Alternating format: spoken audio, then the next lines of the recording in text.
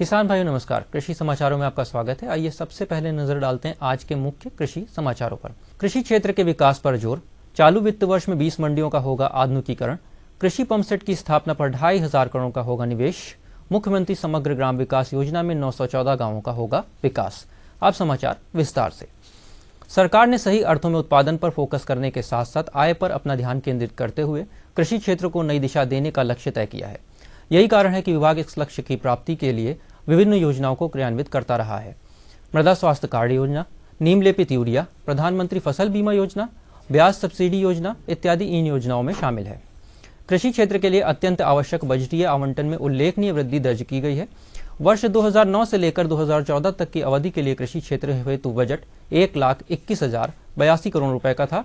वहीं दूसरी ओर वर्ष 2014 से 2019 की अवधि के लिए बजटीय आवंटन 74.5% बढ़कर 2,11,694 करोड़ रुपए कर दिया गया है।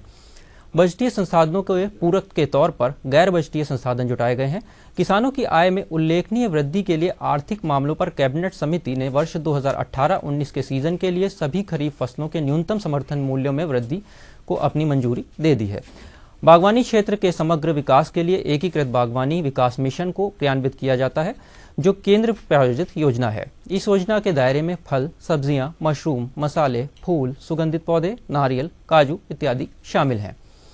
प्रदेश की 20 मंडियों का चालू वित्त वर्ष में आधुनिकीकरण किया जाएगा। इसके लिए 24 जुलाई को होने वाली राज्य कृषि उत्पादन मंडी परिषद की बोर्ड की बजट बैठक में विशेष प्रस्ताव लाए जाएंगे। किसानों की आर्थिक मदद के लिए चलाई जा रही विभिन्न योजनाओं की राशि में भी बढ़ोतरी की जाएगी। कुल बजट 3,000 करोड़ रुपए से अधिक होगा। इस बार के बजट में आय बढ़ाने के तरीकों पर भी पर्याप्त ध्यान होगा। मंडी परिषद का कार्य 2018-2019 का बजट मंडियों के आधुनिकीकरण और किसानों को ज्यादा सुविधाएं देने पर केंद्रित रहेगा। पहले चरण में आधुनिकीकरण के लिए 20 मंडियों का चयन किया जाएगा। इनमें आधुनिक तौर पर केंद्र की स्थापना की जाएगी। Power grid corporation of India limited ने प्रदेश में कृषि पंप सेट की स्थापना पर 2,200 करोड़ से 2,500 करोड़ रुपए निवेश करने की योजना बनाई है। ये पंप सेट पूर्वांचल व दक्षिणांचल विद्युत वितरण निगम के अंतर्गत लगाए जाएंगे। इसके लिए शुक्रवार को PGCIL ने पावर कॉर्पोरेशन के साथ AMU पर हस्ताक्षर किए। उत्तर प्रदेश के मुख्य सचिव डॉक्टर अनूप चंद्र पांडे ने मानसून सीजन में 9 करोड़ पौधे रोपने का लक्ष्य हर हाल में हासिल करने का निर्देश दिया है। उन्होंने 15 अगस्त तक कम से कम 5 करोड़ पौधे रोपने पर जोर दिया। शुक्रवार को मुख्य सचिव ने जिला अधिकारियों और मंडलायुक्तों को वीडियो कॉन्फ्रेंसिंग के जरिए पौधारोपण के बारे में जरूरी निर्देश दिए। उन्होंने पौधारोपण में लोगों की भागीदारी सुनिश्चित करने पर जोर दिया। उन्होंने कहा कि ग्राम समाज व वन भूमि, स्कूल, कॉलेज, संस्थाओं के साथ साथ संपर्क मार्गों पर अधिक से अधिक पौधारोपण किए जाएं। इसके अलावा प्रत्येक जिले में लक्ष्य के अनुसार पौधे भी उपलब्ध कराए जाएं व पौधारोपण से संबंधित सूचनाएं प्रतिदिन वन विभाग के पोर्टल पर डाली जाएं। शुक्रवार को आयोजित मुख्यमंत्री समग्र विकास योजना की समीक्षा बैठक में CM योगी आदित्यनाथ ने कहा कि 1,625 गांवों के सापेक्ष 914 राजस्व ग्रामों को विकसित करने में देरी बर्दाश्त नहीं की जाएगी। इसके बाद शेष राजस्व गांवों को भी चरणबद्ध तरीके से विकसित करने के उन्होंने निर्देश दिए। उन्होंने लोक निर्माण विभाग के तहत संपर्क मार्ग बनाने के लिए 250 या उससे अधिक आबादी के चयनित गांवों में चरणबद्ध निर्माण कार्य सुनिश्चित करने व 3 चरणों में बिजली उपलब्ध कराने के लिए कहा। मुख्यमंत्री ने पंचायती राज विभाग को राजस्व ग्रामों में आंतरिक पक्की गलियां व नालियां बनाने, स्वच्छ भारत मिशन के तहत शौचालय निर्माण, स्वच्छ पेयजल, शहीद सैनिक के गांवों में तोरण द्वार व शहीद सैनिक की प्रतिमा लगाने तथा ग्राम्य विकास विभाग को आवासहीनों को आवास उपलब्ध कराने, तालाबों का जीर्णोद्धार कराने के निर्देश दिए। किसान भाइयों, आइए रुख करते हैं प्रदेश की प्रमुख मंडियों की ओर और जानते हैं कि अनाज व सब्जियों के औसत थोक बाजार भाव किस प्रकार रहे।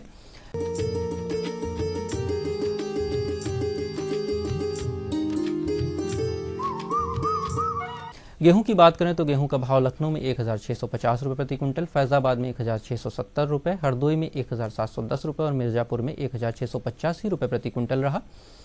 चना का भाव लखनऊ में 4,300 रुपये प्रति क्विंटल, फैजाबाद में 5,000 रुपये, हरदोई में 5,400 रुपये और मिर्जापुर में 4,420 रुपये प्रति क्विंटल रहा। तो चावल का भाव लखनऊ में 2,350 रुपये प्रति क्विंटल, फैजाबाद में 2,185 रुपये, हरदोई में 2,420 रुपये और मिर्जापुर में 2,215 रुपये प्रति क्विंटल रहा। आलू का भाव लखनऊ में 1500 रुपये प्रति क्विंटल, फैजाबाद में 1260 रुपये, हरदोई में 1410 रुपये और मिर्जापुर में 1350 रुपये प्रति क्विंटल रहा। तो प्याज का भाव लखनऊ में 1500 रुपये प्रति क्विंटल, फैजाबाद में 1600 रुपये, हरदोई में 1600 रुपये और मिर्जापुर में 1530 रुपये प्रति क्विंटल रहा। टमाटर का भाव लखनऊ में 1500 रुपये प्रति क्विंटल, फैजाबाद में 3000 रुपये, हरदोई में 2480 रुपये और मिर्जापुर में 2410 रुपये प्रति क्विंटल रहा। तो बैगन का भाव लखनऊ में 1000 रुपये प्रति क्विंटल, फैजाबाद में 1650 रुपये, हरदोई में 1280 रुपये और मिर्जापुर में 1140 रुपये प्रति क्विंटल रहा। तो किसान भाइयों, ये थे आज के कृषि समाचार और औसत मंडी भाव। अगले अंक में हम फिर लेकर आएंगे कृषि जगत से जुड़ी नई नई जानकारियां। तब तक के लिए दीजिए अनुमति। नमस्कार। अरे सुन तो। मुझे क्या सुनाना चाहते हो? जो सुनाओ मेरी सौतन को। किसको? अरे वही तुम्हारा मोबाइल फोन जिससे सुबह शाम दिन रात चिपके रहते थे और कहते थे किसान कॉल सेंटर से बातें हो रही हैं। अच्छा ये बात है।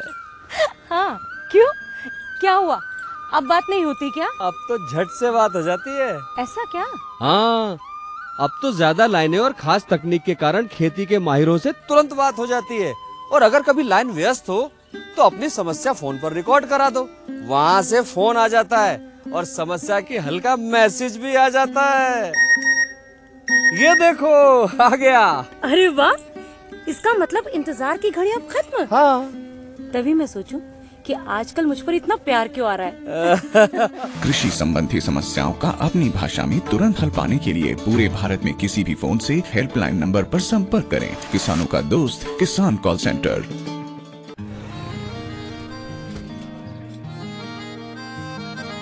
क्या बात है भाई, आजकल तो काफी खुश नजर आ रहे हो। क्यों ना हो, अब मैं ऑर्गेनिक खेती जो कर रहा हूँ ये पूरा प्राकृतिक है, ऑर्गेनिक है। इसमें हमारे खेत, हमारी फसल और हमारी जेब सब फायदे में होते हैं और इसमें लागत भी कम है। जी हाँ, आप भी ऑर्गेनिक खाद का प्रयोग करें, अपनी फसल और मिट्टी को तंदुरुस्त बनाएं और आपकी आमदनी में इजाफा करें। अधिक जानकारी के लिए किसान call centre toll free number 1800-180-1551 पर कॉल करें और लॉग ऑन करें kisan.gov.in और farmer.gov.in। कृषि और किसान कल्याण मंत्रालय द्वारा किसान हित में जारी।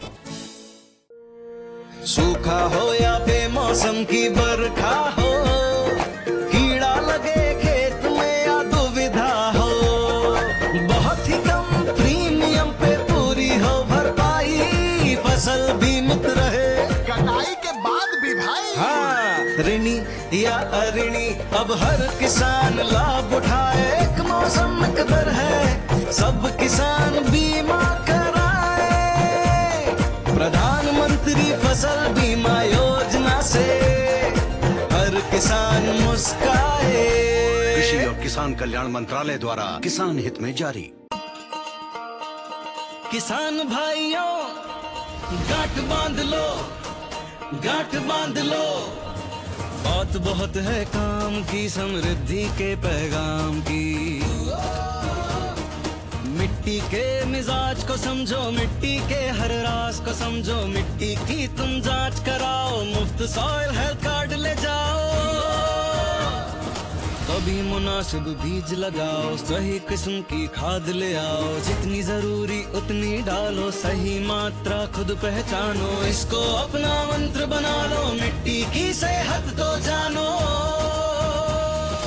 बात बहुत है काम की, कम लागत अधिक वरदान की। किसान भाइयों गांठ बांध लो, आज ही मिट्टी की जांच कराएं। राज्य सरकार के कृषि अधिकारी से संपर्क करें और मुफ्त में सॉइल हेल्थ कार्ड पाएं। कृषि और किसान कल्याण मंत्रालय द्वारा किसान हित में जारी।